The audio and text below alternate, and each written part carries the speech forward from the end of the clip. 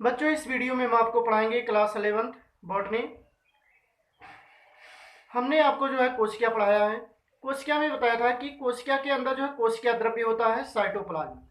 तो साइटोप्लाज्म में जो है उपापचय के सक्रिय कोशिकांग जैसे माइटोकॉन्ड्रिया, गाल्जी काय, अंतःप्रद्रव्य जालिका, लवक और केंद्रक पाए जाते हैं। तो इन सभी जो है कोशिकांगों को हमने जो है विस्तृत रूप से जो है आपको पढ़ा दिया है। और इस वीडियो में हम आपको पढ़ाएंगे उपापचय के निष्क्रिय पदार्थ। तो आज की फर्स्ट हेडिंग है उपापचय के निष्क्रिय पदार्थ, metabolically inactive cell inclusions. Metabolically inactive cell inclusions बेटा जो है उपापचय क्रियाओं के कारण, उपापचय क्रियाओं के कारण जो है कोशिका के अंदर विभिन्न प्रकार के निर्जीव पदार्थ उत्पन्न होते हैं। बेटा जब कोशिका में उपापचय की क्रिया होती है तो उसमें जो है अनेक प्रकार के निर्जीव पदार्थ जो है बनते हैं। इन निर्जीव पदार्थों को जो है 3 श्रेणियों में बांटा गया है। बेटा जो उपापचय के दौरान जो है निर्जीव पदार्थ बनते हैं उनको जो है 3 श्रेणियों में बांटा गया। पहला है संचित भोज्य पदार्थ, संचित भोज्य पदार्थ reserve food material, reserve food material.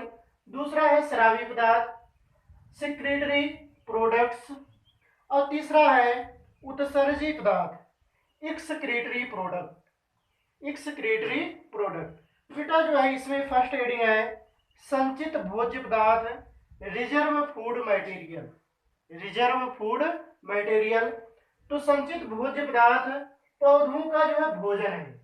संचित भोज्य पदार्थ बेटा जो है क्या है, पौधों का जो भोजन होता है, फूड होता है। पौधे जो है मृदा से जल एवं खनिज लवण तथा वायुमंडल से जो है कार्बन डाइऑक्साइड CO2 लेकर जो है प्रकाश संश्लेषण क्रिया द्वारा स्वयं इसका निर्माण करते हैं। बेटा जो पौधे हैं भोजन का निर्माण स्वयं करते हैं।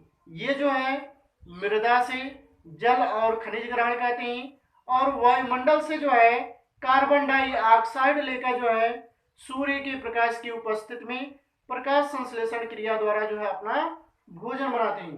तो पौधों में जो है भोजन का निर्माण स्वयं होता है, पौधों में भोजन का निर्माण स्वयं होता है। यद्यपि ये पौधों के प्रत्येक भागों में पाए जाते हैं, जैसे जो है जड़, तना, पत्ती है ना, इसमें जो है पाए जाते हैं। परंतु जो है भूमिगत जड़ों, भूमिगत जड़ों, तनों, कलियों व जो है बीजों में अधिकतर पाए जाते हैं। तो ये बेटा जो संचित भोजन है भूमिगत जड़ों, तनों, कलियों या जो है बीजों में अधिकतर पाए जाते हैं। इसे निम्नलिखित 3 भागों में जो है बांटा जा सकता है। बेटा संचित भोज्य पदार्थ को, संचित भोज्य पदार्थ को जो है 3 श्रेणियों में जो है बांटा जा सकता है या 3 भागों में बांटा जा सकता है। पहला नंबर है कार्बोहाइड्रेट, क्या है, कार्बोहाइड्रेट। दूसरा है नाइट्रोजन युक्त पदार्थ, नाइट्रोजन युक्त पदार्थ। और तीसरा नंबर है वसा तथा तेल।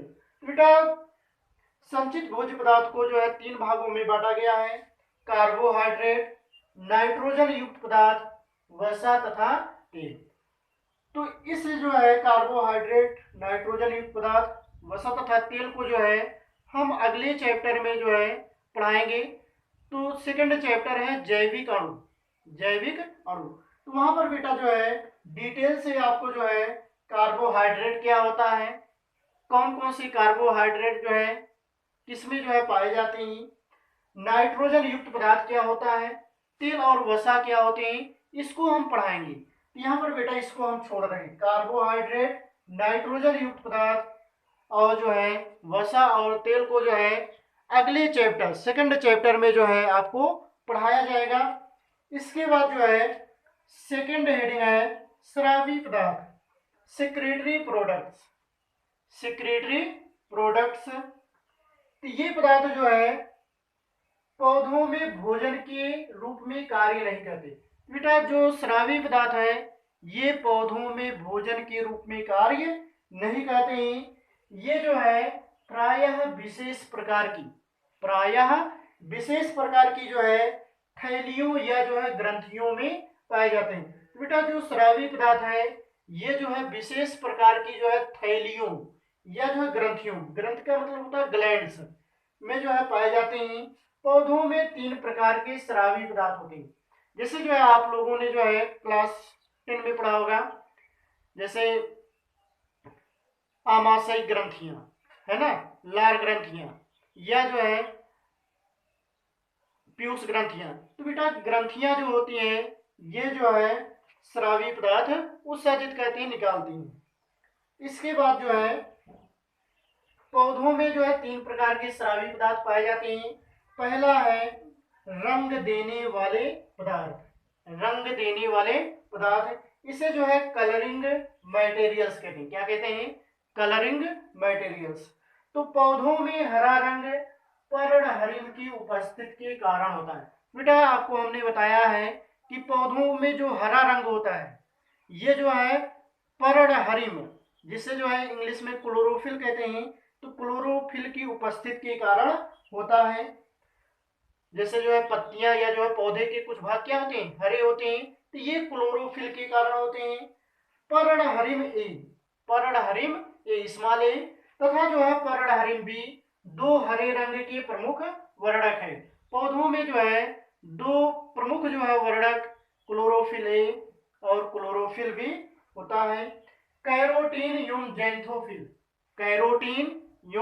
जैंथोफिल क्रमशः जो है नारंगी व जो है पीले रंग के वर्णक होती है। तो बेटा कैरोटीन जो है नारंगी रंग का जो है वर्णक है और जो है जैंथोफिल ये जो है पीले रंग के वर्णक होते हैं। आपने देखा होगा जो है कुछ पौधों के पुष्प जो होते हैं ये जो है पीले होते हैं और कुछ पौधों के पुष्प जो होते हैं नारंगी होते हैं। ये जो है कैरोटीन और जैंथोफिल के कारण होता है। कैरोटीन एवं जैंथोफिल के कारण ही पुष्पों व जो है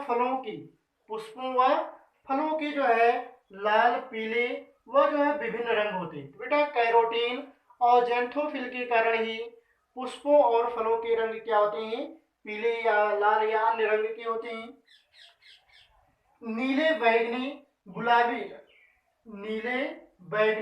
गुलाबी रंग जो है एंथोसाइनिन के कारण होता है। तो बेटा जो गुलाबी रंग है या बैगनी रंग है या नीला रंग है ये किस वर्णक के कारण होता है?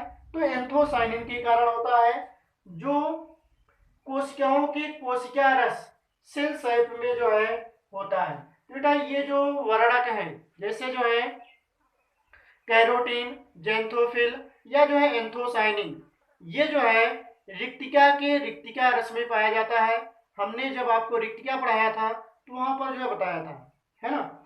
इसके बाद सेकंड है मकरंद, इसे जो है नेक्टर कहते हैं। क्या कहते हैं? नेक्टर।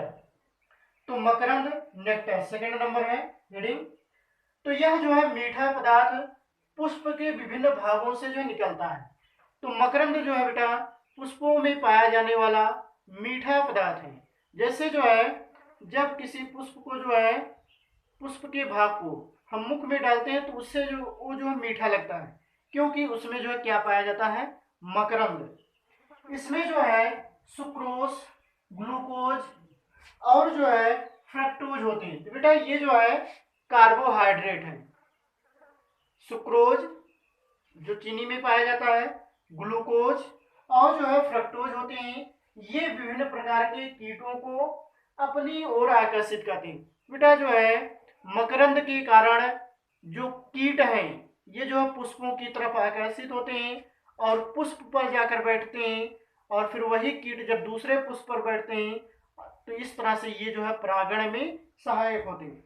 बेटा जो है तथा ये जो है परागण में सहायक होते हैं। परागण हमने आपको बताया है कि किसी पुष्प के परागकण को जो है दूसरे पुष्प